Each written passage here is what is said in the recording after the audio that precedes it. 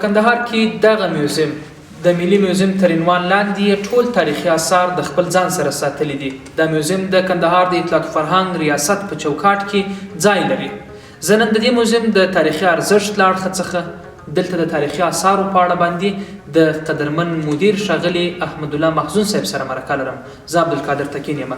مخزون صاحب په خیر راسئ. په پیل کې د دې ملي میوزیم په اړه راته ووایاست چې د څو دورو تاریخي آثار دلته تاسو خوندي ساتلي دي. بسم الله الرحمن الرحیم. زما نوم احمد الله دی. د کندهار د موزیم د مسؤل په توګه وظیفه سرته رسوم. موږ په کندهار کې تقریبا 6 دورې آثار لرو چې لومړۍ دوره د ډبرې دوره ده چې د 4,000 څخه تر 8,000 کال پورې قبل المیلادي چې 18 کلن آثار لرو. دوهمه دوره د برونزو ده چې تقریبا اکثریت آثار یې خاورین دي چې تقریبا د 1500 څخه تر 3000 کال پورې قبل المیلادي. درېیمه دوره بیا د باختریانو دوره ورته ویل کېږي یا یوناني باختري چې دا بیا هم تقریبا د 2 پیړۍ څخه تر 5 پیړۍ پورې قبل المیلادي. او څلورمه دوره د کوشانیانو موږ لرو چې تقریبا آثار لږ کم تقریبا 15 کلن آثار لرو خو دا بیا هم د 2 څخه تر 4 پیړۍ پورې میلادي سنه ده. پنځمه دوره زموږ اسلامي دوره ده چې زموږ اسلام راغلی دی. دا بیا هم تقریبا زیات و کم آثار ټول فلزي آثار لرو، خاورین آثار لږ کمبود لرو. دا آثار بالکل دا آثار دي چې په دې سیمه کې پیدا شوي دي. دا آثار تقریبا زما خپل تقریبا په 1480 کال کې راغلی یم. سبا او سبا کې مشل کال پوره کېږي په دا کندهار موزیم چې زه کار کوم. په دغه موزیم کې چې بابا دې الله وبخښي چې د موزیم آثار هم نه وو. فقط هغه بیا زه شم چې یو پهلوان مجسمه چا په نیمروز کې نیولې وه، هغه واجب صاحب ته راوړل د مکتوب سره دا مو نیولې. دغه د کندهار د موزیم دغه پهلوان څخه راشروع شوی دی. نو بیا چې موږ اعلانونه ورته وکړل په راډیوګانو او تلویزیونانو کې، بیا د هغه وخت څخه بس کرا د خلک بس ورته دغه د موزیم سره اشنا شول چې کرا د شان چلول تر دغه اندازې پورې د شان روس پورې رسېدلي. تقریبا مو څو کله مشان دلته موجود دي په دې تیرو 16 کالو کې چې خوندي تقریبا زیات کم 850 کلمه زیات کم آثار موږ موجود لرو بغیر سکوس او سکیس. تقریبا زیات کم 1500 زیات کم 1400 د 1500 پورې زیات کم سکې لرو چې هغه کابل ته استولي دي د پاکاري لپاره د ثبت راجستر لپاره. هغه ان شاء الله تقریبا په دغه یو میاشت کې دوی موږ سره وعده کړې ده چې د سکې موږ په یوه میاشت کار خلاصوو کندهار چې درځو. نو تقریبا زیات کم 3000 کلم آثار موږ اوس ان په کندهار په موزیم کې موجود آثار لرو. نور هڅې مو څونه روان دي چې خلک خو تقریبا تر ډیره پورې تاریخي آثارو په ارزښت باندې په ډېرو پرتو سیمو کې نه پوهېږي. کوښښ څونه کوئ چې نور هم نوي شیان پیدا کړئ، ثبت یې کړئ او درسره وساتئ؟ کوښښ موږ هغه اندازې پورې کوو چې مقصد زه خپله ګرځم شاوخوا ګرځم انډیوال دوست قریب راسي. مګر کور یې ودان هغه خلکو چې ما خبر ورته کړی دی چې مقصد دا موزیم دونه ارزښت لري. دغه شی زموږ افغانستان تاریخ پر دغه موزیم باندې پیدا دی، خلک پېژندلی دی افغانستان. مګر بیا هم د دې کور ودان نو خدای واسط چا یوه ګډمه راخیستې چا پیاله راخیستې چې هغه شی دی سره په کور کې موجود دي، هغه یې موږ موزیم پورې رسوي.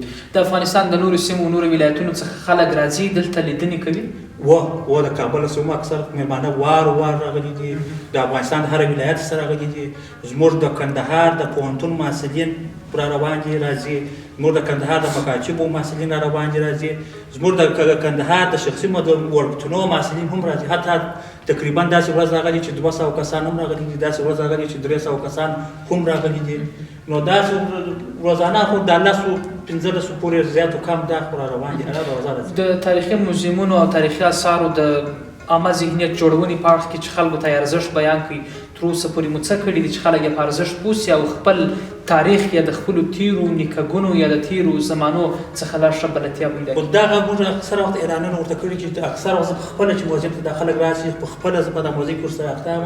زموږ د خو د پاره مرغه زموږ یو دغه لرو چې دا زموږ ځوانان راشي. زموږ ځوانان بالا بله نه کوي، بالا عکسو ته وایي عکسونه ده.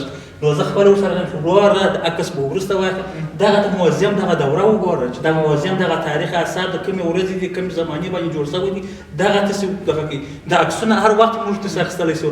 دغه هر ورځ په خپله په اخته یم چې د عکسلانیانو د استادانو اکثره چې راشي زه خپله ورته وایم. هغه اکثره چې دوی په خپله ورسره د موزیم دغه سره اشنا وي دوی خپله دغه کوي. او اکثریت چې بیا نو راشي ډېر ځوانان چې ما خپله ورسره ګیله دغه ده چې دوی موزیم ته د کندهار راشي دی واره بس د دې ټلیفون دی او عکس یې ورسره اخیر ما ورته په وار ورته وایي زه ورته وایم چې وروره دغه لوحې موږ ته ورته وایي دغه لوحې څه دغه ته وپېژني دا څه شي د کوم وخت د کوم زمانې دي دلته خو څه تاریخي آثار چې پراته د ټولو به ستاسو سره هغه تاریخ او هر څه موجود وي چې څونه خپل تاریخي قدامت لري او هغه ارزښت یې ساتل ان شاء الله واغه ان شاء الله د شپږو دورو آثار چې د هرې دورې جنبې چې ما مخکې وویل چې ما د ډبرې دوره ده چې تقریبا د 4000 څخه تر 8000 کالو قبل المیلاد ده. دوهمه دوره د برونز د ژړ دوره ورته ویل کېږي چې دا تقریبا د 1500 د 3000 کالو پورې قبل المیلاد دي. درېیمه دوره د باختریانو ده چې موږ په دا کې به اکثریت خاورین آثار ډېر لرو چې په باختریانو په دوره کې کې لرو، په برونز په دوره کې لرو، د کوشانیانو په دوره کې لرو. په اسلامي دوره کې موږ هغه اکثریت شان ډېر فلزي دي چې هغه خاورین آثار کم لرو. د معاصرې د معاصرې دورې هغه موږ تقریبا توپکان دي او چړې دي او توپنچې دي ډېر شان د معاصرې دورې زیورات ښځینه زیورات دي دغه سکې دي مملخاني سکې دي. تقریبا موږ باید کلمې نسخې لرو قرآنونه لرو چې تقریبا یو څه وخت تقریبا دغه یو خو چې دی د میرویس نیکه وخت ځان رسوي دا بل د احمدشاه بابا څخه نو لږ به یا مخته وي یا به شاته وي چې دا هم یو کندهاري د کلي یو کندهاري دلته موږ سره په کندهار دغه کې کلتور ریاست سره مامور و د دې پلار دغه یو قرآن شریف بابي ته راوړي چې دا ما د اووم لیکلي که اته لیکه راپاته دی هغه چې موږ حساب سره وکړي هغه برابر مثلا احمدشاه بابا هغه بل هغه کجمه دی چې تقریبا میرویس نیکه به زیات کم یا به رسېږي یا به مابین کې د احمدشاه بابا او د ده په مابین چې تقریبا په طلا باندې ویشته شوي دي چې کاري ولر شان طلا دي. هیلهمند یم چې نور هم دغه تاریخي آثار ښه وساتل شي. ښاغلی محزون صاحب له مرکې څخه ډېره مننه چې وخت مو راکړی. تشکر مننه ورور ستاسو مننه چې موږ سره مرکه وکړه هغه معلومات چې موږ هغه څه شی په واسطه کړی ان شاء الله د تاسو پورې ډېره مننه تشکر ډېره مننه لیدونکو ستاسو څخه هم ډېره زیاته مننه. د ښاغلي محزون صاحب سره مو د کندهار د دې ملي میوزیم په اړه خبرې وکړې. دوی وویل چې شاوخوا د تېرو شپږو دورو راهیسې زموږ سره دلته تاریخي آثار موجود دي. په افغانستان کې د دغسې ټولو ولسونو په هیله یم چې په خپلو سیمو کې تاریخي آثار وساتي ترڅو خپل تاریخ مو ژوندی پاتې شي. تر بیا ما عبدالقادر تکین او تخنیکي همکارانو ته اجازه راکړئ. پر پاک کلام سپارم.